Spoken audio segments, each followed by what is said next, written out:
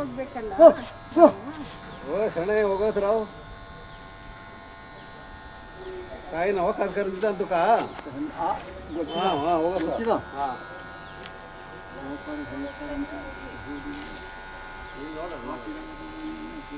ನೋಡಿಯಮ್ಮ ನೋಡಿಯಮ್ಮ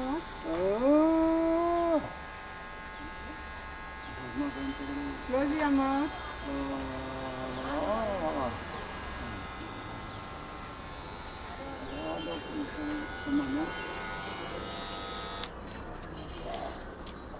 ಆಯ್ತು ಇಂಜೆಕ್ಷನ್ ಕೊಡ್ತಾರೆ ಸುಮ್ಮನೆ ಡಾಕ್ಟ್ರ್ ಹಾಂ ಇಂಜೆಕ್ಷನ್ ದಿತ್ತಾ